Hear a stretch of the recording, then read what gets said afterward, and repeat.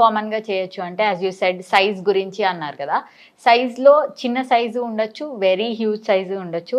తర్వాత post pregnancy వల్ల కానీ బ్రెస్ట్ ఫీడింగ్ అయిపోయిన వాళ్ళకి కానీ చాలా వెయిట్ లాస్ అంటే మ్యాసివ్ వెయిట్ లాస్ అంటాం, అలాంటి వాళ్ళల్లో కూడా సాగీ బ్రెస్ట్ అయిపోతాయి. సో 3 కండిషన్స్కి మెయిన్గా బ్రెస్ట్ ప్రొసీజర్స్ చేయించుకుంటారు.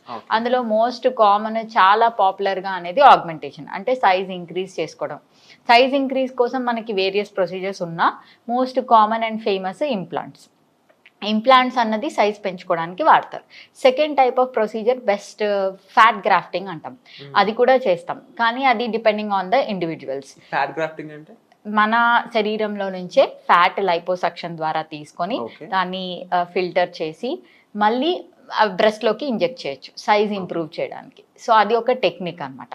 సో సైజ్ కంపారబుల్ మిగిలిన కాస్మెటిక్ ప్రొసీజర్స్ తో చూస్తే ఇది ఎంతవరకు సేఫ్ అనొచ్చు? ఈ బ్రెస్ట్ సైజ్ ఇంప్రూవ్ చేసుకోవడం అన్నది సేఫ్ ప్రొసీజర్. ఇవన్నీ very approved board certified plastic సర్జన్తో చేయించుకుంటే ఎప్పుడైనా కాంప్లికేషన్స్ చాలా మినిమల్గా ఉంటాయి. ఇవన్నీ అప్రూవ్డ్ సర్జరీసే, దీనివల్ల ఏమీ మనకి చాలా హాని ఏం జరగదు అండ్ లైఫ్ థ్రెటనింగ్ కూడా కాదు, అన్నీ పర్ఫెక్ట్గా చేయించుకోవచ్చు. బట్ ఎప్పుడైనా చూస్ చేసుకునేటప్పుడు ఒక మంచి సర్జన్ని చూస్ చేసుకోవాలి, అంటే సర్టిఫైడ్ డాక్టర్.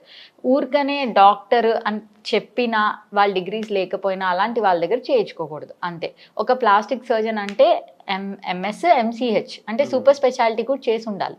అలాంటి వాళ్ళ దగ్గర చేయించుకుంటే వాళ్ళకి ప్రొసీజర్ చేయడమే కాదు, దానివల్ల ఏమైనా చిన్న చిన్న కాంప్లికేషన్స్ వచ్చినా దాన్ని డీల్ చేయడం కూడా వాళ్ళకి వచ్చి ఉంటుంది. సో ఎప్పుడైనా ఏ సర్జరీకైనా మినిమల్గా ఏదైనా కాంప్లికేషన్స్ రావచ్చు, అలాంటప్పుడు దాన్ని ఎఫెక్టివ్గా డీల్ చేయడం ఒక ప్లాస్టిక్ సర్జన్కే వస్తుంది. సో వాళ్ళ దగ్గర చేయించుకోవడం ఎప్పుడైనా సేఫ్.